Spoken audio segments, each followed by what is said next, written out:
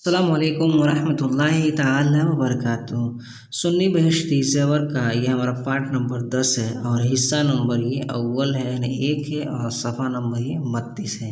यहाँ से हम पढ़ेंगे। चलिए वीडियो को शुरू करते हैं। बिस्मिल्लाहिर्रहमानिर्रहीम। 4 नंबर के दाहिना हाथ धोते वक्त ये दुआ पढ़े। अल्लाहुम्मा आतिनी किताबी बियमीनी वहासिबनी हिसाबन यसीरा। तर्जमा है, या इलाही मेरा नाम है अमाल मेरे हाथ मेरे दाहिने हाथ में देना और मुझसे आसान हिसाब करना। नंबर 5 पे लिखेगा बायां हाथ धोते वक्त ये दुआ पढ़ेंगे। अल्लाहुम्मा ला तुअतिनी किताबी बिशमाली मिन वराई ज़हरिया। ज़हरी रोकेंगे तो ज़हरी हो जाएगा। तर्जमा है, अल्लाह या इलाही मेरा नामाए अमाल न मेरे बाएं हाथ में देना न मेरी पीठ के पीछे से। 7 नंबर है कि सर का मसा करते वक्त ये दुआ पढ़े। अल्लाहुम्मा अज़िल्लनी तहत अशरिका यौम ला ज़िल्ला इल्ला ज़िल्ला अर्शिका।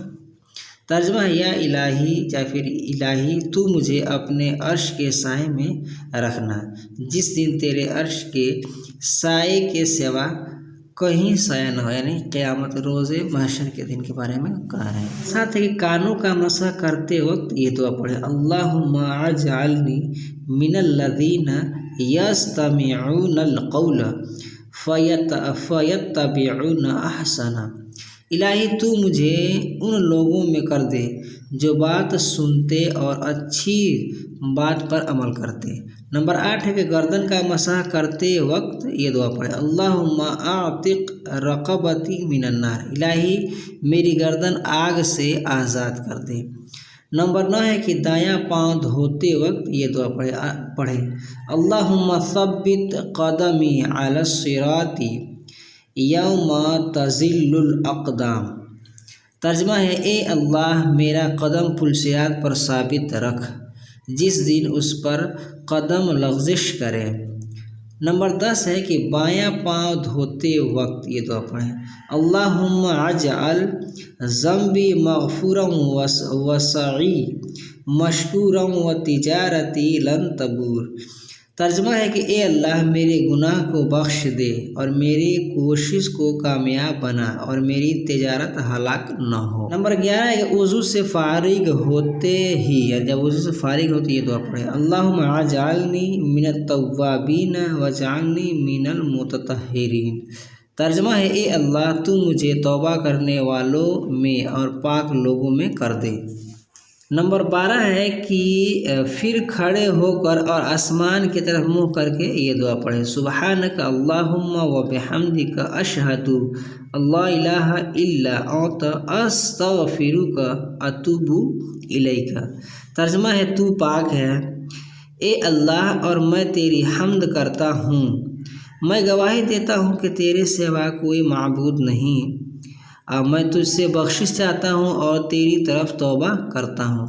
अब यहाँ से मुतफर्रिक मसाइल बता रहे हैं। नंबर 1 पर लिखेंगे, जो चीज़ इंसान के बदन से निकले और वज़ू न तोड़े वो नजिस नहीं। मिसाल दे रहे हैं कि खून बहकर न निकले या थोड़ी कै की मुँह भर न हो, यानी पाक है, थोड़ी हो तो पाक है। नंबर 2 है कि खारिश या फुंसी, जैसे फुंसी वगैरह में फुंसियों में जबकि बहने वाली रुतूबत न हो बल्कि सिर्फ चिपक हो। कपड़ा उसके बार बार पोंछ कर अगरचे कितना ही सुन जाए, जैसे सन जाए, पाक है। जैसे जैसा कहीं फुंसी हो तो वहाँ पर कपड़ा से पोंछ दे फिर थोड़ा सा निकल जाए, लेकिन बहे नहीं, सिर्फ निकले फिर पोंछ, कितना बार आप पोंछे तो उससे वज़ू नहीं टूटेगा। सवाल नंबर 3 है कि सोते में जो राल यानी मुंह से जो राल मुंह से गिरे अगरचे पेट से आए और बदबूदार हो पाक है। नंबर 4 है कि आँख दुखने में जो आंसू बहता है नापाक भी है और नाक़िसे वज़ू भी, इससे एहतियात ज़रूरी है। अक्सर देखा गया है कि कुर्ते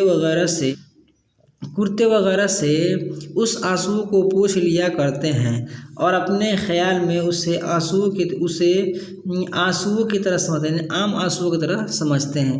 ये गलती है और अगर ऐसा किया तो कपड़ा नापाक हो गया।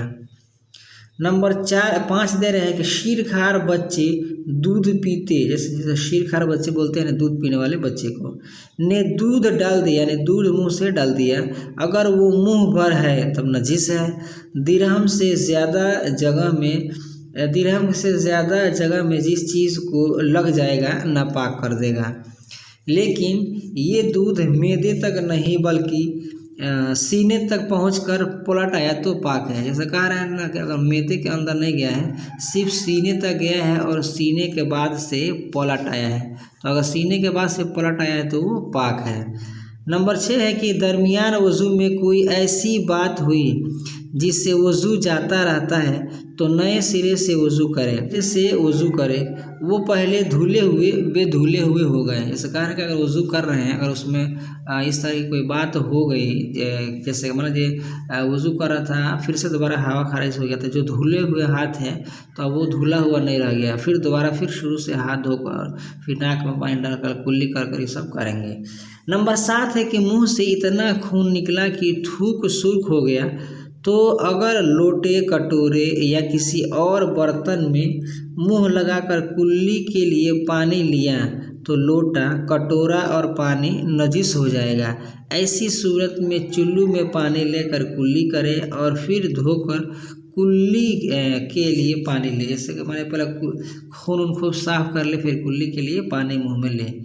नंबर 8 है कि अगर दरमियान वज़ू में किसी उज़ू के धोने में शक वाक़ हो और ये ज़िंदगी का पहला वाक़या है तो उसको धो ले, और अगर अक्सर शक पड़ता रहता है तो इसकी तरफ ध्यान न दे। अगर वज़ू करने के बाद शक हुआ तो उसका कुछ ख्याल न करे। आज की वीडियो में बस इतना ही। वीडियो पसंद आए तो वीडियो को लाइक करें, अपने दोस्तों के साथ शेयर करें। हमारे इस यूट्यूब चैनल पर नए हैं तो हमारे चैनल को सब्सक्राइब करके बेल आइकन को प्रेस कर दें, ताकि हमारे हर आने वाले वीडियो की नोटिफिकेशन सबसे पहले आपको मिले। अस्सलाम वालेकुम रहमतुल्लाहि ताला व बरकातुहू।